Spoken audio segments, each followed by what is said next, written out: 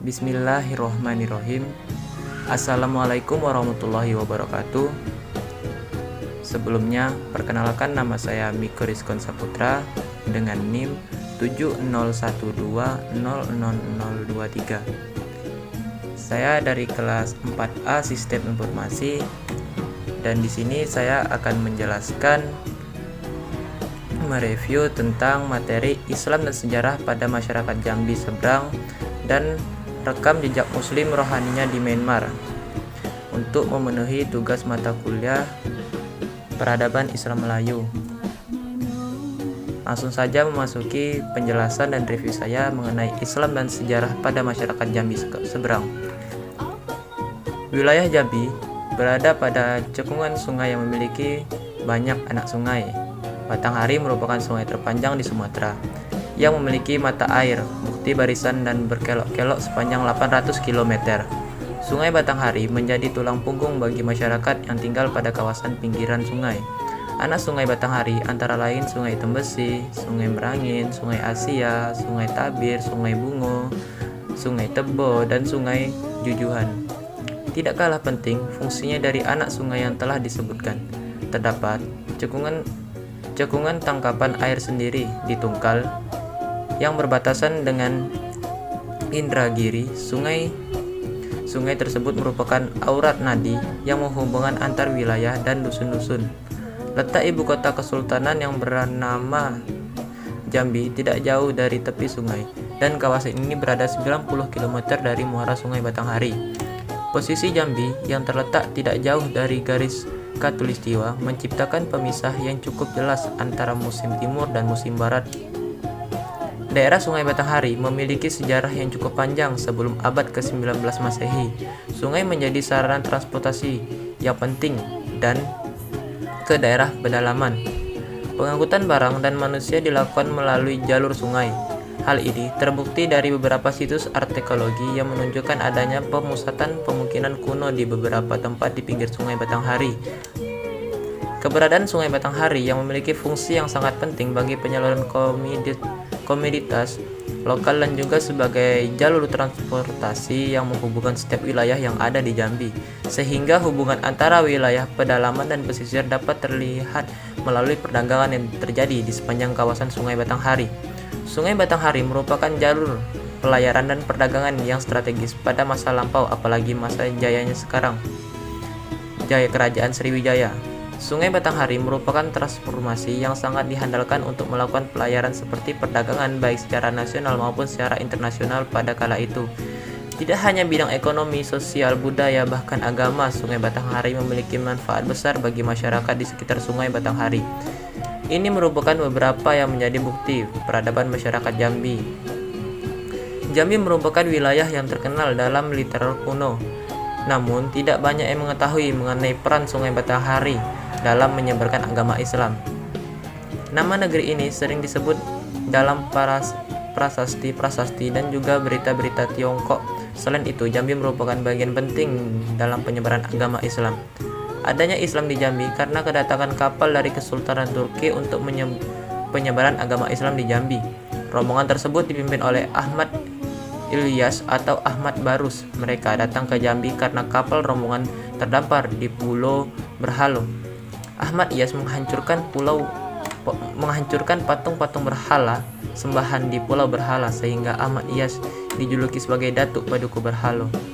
Keberhasilan Datuk Paduka Berhalo dan anak-anaknya dalam mengislamikan masyarakat Jambi bukan berarti menyebabkan masyarakat Jambi menjalankan kehidupan Islam sepenuhnya, namun dalam proses penerapan masih belum sesuai dengan ajaran Islam dikarenakan mereka belum dapat membedakan mana yang halal, mana yang haram. Sebab pada masa itu mereka masih dalam proses transisi dari ajaran Hindu-Buddha. Setelah Datuk Paduka Berhalo, munculnya tokoh Datuk Sintai sebagai penyebar agama Islam di Jambi, meneruskan proses islamisasi. Datuk Sintai memiliki seorang putri bernama Nyai Rezeki. Beliau merupakan keturunan Cina. Selangnya waktu berlalu karena Jambi merupakan jalur perdagangan, singgahlah seorang kebangsaan Arab bernama Al-Habib Husin Al-Barak Al-Barokbah bin Ahmad Barokbah. Beliau datang bukan hanya sebagai seorang pedagang, melainkan juga menyebarkan agama Islam. Al-Habib Husin Al-Barokbah menikahi Nyai Resik untuk mempermudah proses islamisasi di Jambi yang pada saat itu memang masyarakat Jambi telah memeluk agama Islam, tapi kehidupannya belum terlepas dari ajaran Hindu-Buddha. Disinilah misi Al-Habib Husin Al-Barokbah untuk menyempurnakan ajaran Islam yang ada di Jambi. Setelah 20 tahun menetap di Jambi, Al-Habib Husin Al-Barokbah memiliki banyak anak. Kemudian anak ketiga beliau yang bernama Kyoyim bin Husain, dialah yang meneruskan perjuangan ayahnya dalam menyempurnakan ajaran Islam yang berada di Jambi. Masyarakat Jambi pada umumnya berpendapat bahwa Islam masuk dan dibawa oleh Ahmad Salim tahun 1460 Masehi, sehingga tidak bisa dipungkiri bahwa kajian terhadap sejarah di daerah ini hanya kembali kepada rujukan yang telah ada saja. Untuk menentukan proses islamisasi di Indonesia pada umumnya dan Jambi pada khususnya bukanlah suatu pekerjaan yang mudah, juga memakan waktu panjang, apalagi bukti-bukti arkeologis dan sumber-sumber asing kadang menunjukkan perbedaan yang mencolok antar bukti adanya orang Islam dan proses pengembangan agama. Bukti-bukti sejarah yang menunjukkan pendapat di atas adalah: yang pertama, makam Datuk Paduka Berhalo di Pulau Berhalo, suatu pulau kecil di gugusan daerah Tanjung Jabung, Provinsi Jambi, sekarang Provinsi Kepulauan Riau. Yang kedua, Putri Selaras Pinang Masa di makam di Desa Pemunduran, sebelah timur Laut Jambi 14. Pada kedua makam tersebut pada waktu itu ditemukan tidak menjelaskan tahun. Demikian gambaran masuknya Islam di daerah Jambi, akan tetapi gambaran ini masih memerlukan penelitian lebih mendalam dan teliti, sehingga pada masa tertentu nanti dapat ditemukan data-data yang dapat menjelaskan kekaburan sejarah masuknya Islam di daerah Jambi. Sebagaimana di daerah seberang kota Jambi, mulai dari Kelurahan Olak Kemang sampai dengan Kelurahan Arab Melayu terkenal dengan sebutan Pacinan, artinya tempat tinggal bagi para pedagang Cina. Sebutan ini diperkirakan telah ada sejak abad ke-18 Masehi berdasarkan peninggalan benda sejarah ada di Museum Negeri Jambi, seperti bencana yang terbuat dari porselin Cina dari dinasti Minang dan hiasan terdapat di atas rumah bubungan yang berarsitektur Cina. Maka dapat disimpulkan beberapa besar berpengaruh Cina dalam kehidupan kebudayaan masyarakat masuknya Islam di daerah seberang kota ini bersamaan dengan pindahnya ke kerajaan Melayu di daerah Tanjung Jabung ke pedalaman Jambi, yaitu Tanah Pilih 16 pada masa pemerintahan Orang Kayu Hitam. Tanah Pilih sebagai pusat kerajaan yang dipindahkan oleh Sungai Batanghari dari daerah seberang kota, sehingga proses islamisasi daerah seberang kota persamaan pula waktunya dengan pemindahan kerajaan Melayu tersebut. Hanya tidak dapat diketahui secara pasti siapa yang pertama kali penyebaran Islam di seberang kota Jambi ini. Yang jelas pada masa itu orang seberang telah memulai pengenalan agama Islam karena di seberang kota ada bandar yang ramai dikunjungi oleh para pedagang asing termasuk yang beragama Islam. Hanya saja kalau ditanya tentang siapa, kapan, dan bagaimana cara pertama kali penyebaran Islam di seberang kota Jambi belum diketahui secara pasti. Selanjutnya, penjelasan mengenai rekan jejak Muslim di Rohingya di Myanmar.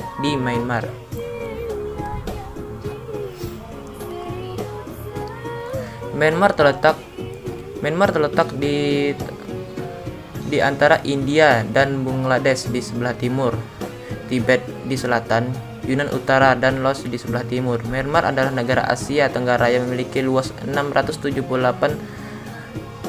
sampai 800 km persegi. Diketahui memiliki sejarah pembentukan yang panjang dan penuh pergolakan sejak abad ke-16.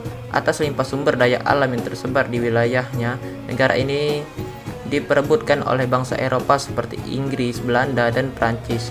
Hingga kini selain memiliki tanah yang subur untuk pertanian, 75% penduduknya tergantung pada usaha cocok tanam. Negara yang berpopularitas sekitar 54 juta jiwa ini ditengari sebagai negara yang relatif kaya akan sumber daya, mulai dari minyak bumi mencakup minyak dan gas bumi, timah, zinc, tembaga, tungsten, timbale, batu bara, gamping, dan marmer hingga berbagai pernik spesial seperti kayu jati, kilok mutiara, delima, ruby ataupun kafir. Munculnya perlawanan penggunaan identitas sosial budaya saja dialami komunitas muslim, situasi demikian pun dialami komunitas-komunitas lainnya. Sejak pola pemerintah represif diteriakan pihak juntan militer kepada masyarakat, pergolakan menentang sejarah kebijakan pemerintah berebak di berbagai daerah. Reaksi internasional menarik dicatat adalah bahwa dari berbagai bentuk pelanggaran hak asasi manusia ataupun HAM yang terjadi di berbagai kawasan dunia, pelanggaran HAM di Myanmar mendapatkan respon yang kuat dari dunia internasional. Tidak terkecuali Perserikatan Bangsa-Bangsa ataupun PBB, lembaga ini diketahui sangat berperan aktif menyelesaikan berbagai permasalahan yang terkait dengan perlindungan HAM. Masuknya masa depan Muslim Rohingya demikian bahwa meskipun telah ada sejak beberapa abad lamanya Muslim Rohingya dalam fakta selalu dialienasi dari dunia sendiri. Upaya peneguhan identitas sosial pada lingkarannya menjadi agen utama yang seakan tidak pernah padam dalam benak mereka, bahwa mereka adalah kelompok minoritas dan selalu mendapatkan perlakuan diskriminatif dari pemerintah. Itu sulit dinafikan, tetapi bahwa mereka bukan bagian dari Myanmar jelas dalam pandangan mereka merupakan sebuah kesalahan fatal yang faktanya dipercayai segenap elemen pemerintah Myanmar saat ini. Inilah mengapa Myanmar sebagai sebuah negara tidak luput dari beragam konflik kebangsaan, perlakuan pihak juntan ataupun pemerintah yang lebih menengkukan kedikato yang kepada para warganya. Tidak halnya semakin menyuburkan pertumbuhan kehidupan masyarakat yang sangat konflik. Baiklah, sekianlah penjelasan mengenai review akan apa materi yang saya angkat. Sekian dari saya, pamit undur diri. Ihdinas siratal mustaqim wa wal muwaffiq ila aqwamit thoriq. Wassalamualaikum warahmatullahi wabarakatuh.